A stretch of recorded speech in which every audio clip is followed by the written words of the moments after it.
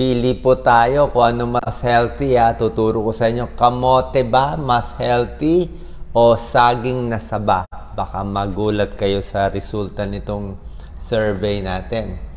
Number 1, kamote muna tayo. Sweet potato, mga benefits.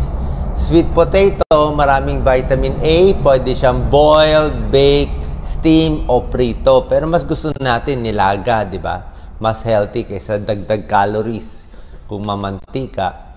Marami siyang mga vitamins and minerals. Marami siyang starch eh. Para siyang kanin, starchy siya. Okay?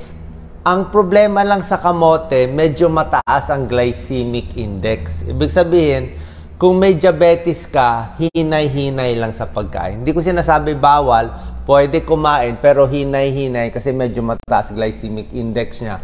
Medyo nakakataas ng blood sugar konti. Pero ang pinaka nakakataas talaga, syempre, mga soft drinks, kanin, tinapay, pampataas yun. Patatas, french fries, super pampataas. Ito mas okay pa rin siya compared sa patatas at kanin. Pero nandun pa rin siya sa medium to high.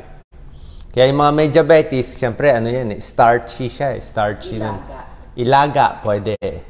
So, caution sa diabetes, meron siyang rapidly digestible starch. Yun lang babantayan natin. Pero kung wala kayong problema sa blood sugar, pampalakas to. Pero, ang maganda naman sa kamote, marami naman siyang fiber. So, kahit starchy siya, yung fiber niya, pampabusog din, pampabagal din ng absorb ng glucose. So, may tulong din to. So, hindi siya ganun kasama sa diabetes. At ito po, pinakamaganda sa kamote. Magugulat kayo, 1, 2, 3, 4, 5, 2, 4, 6, 7 vitamins and minerals na mataas ang content niya. Vitamin A niya, beta-carotene, ako walang tatalo dito. Lampas 100% sa requirement nyo ang bibigay niya kasi nasa kulay eh, orange eh. Vitamin C, meron din konti. Potassium Kala natin potassium saging, potassium saba. Pero ang kamote, mataas din pala sa potassium. Mamaya, compare natin.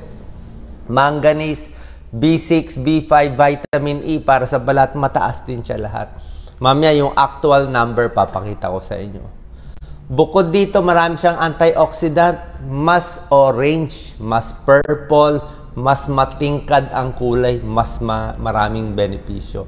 Antioxidant is anti-cancer, chlorogenic acid, anthocyanin, napakaganda. Saba, yellow din, pero medyo light yellow siya.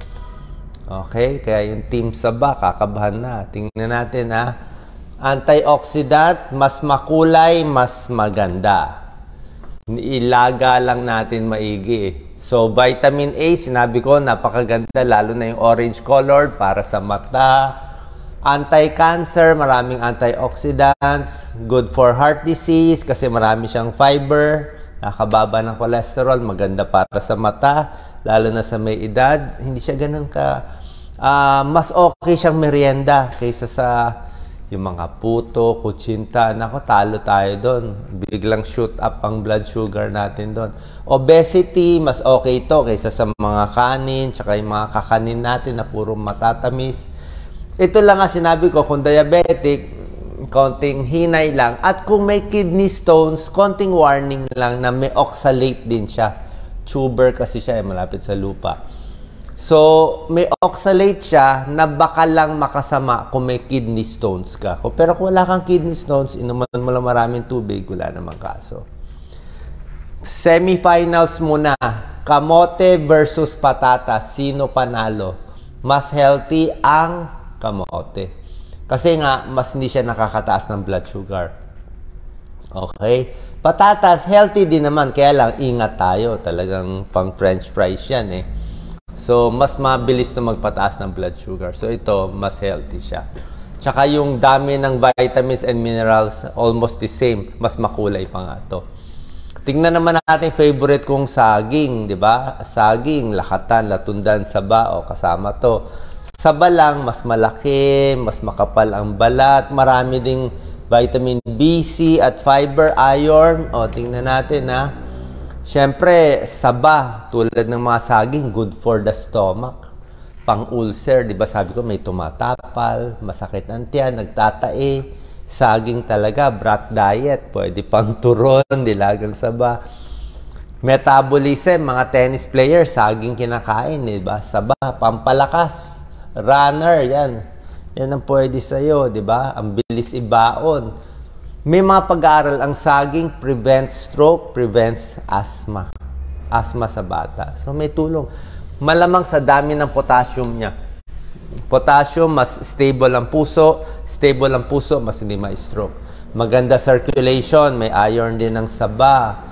May antioxidant din, may konting vitamin C. Sa blood sugar, okay din siya. Medium glycemic index siya. A little better siya than kamote. Okay? Kasi sa blood sugar, ang bawal talaga. Hindi mabawal. Yung pag-iingatan, mga grapes, mangga, mga matatamis, pakwan, yan, orange din, matamis. So, mas okay to. Pero syempre, isa, dalawa. Pwede na. Sa buntis, pwede rin. Meron siyang folic acid. Okay? Tulad na sinabi ko, good for asthma din.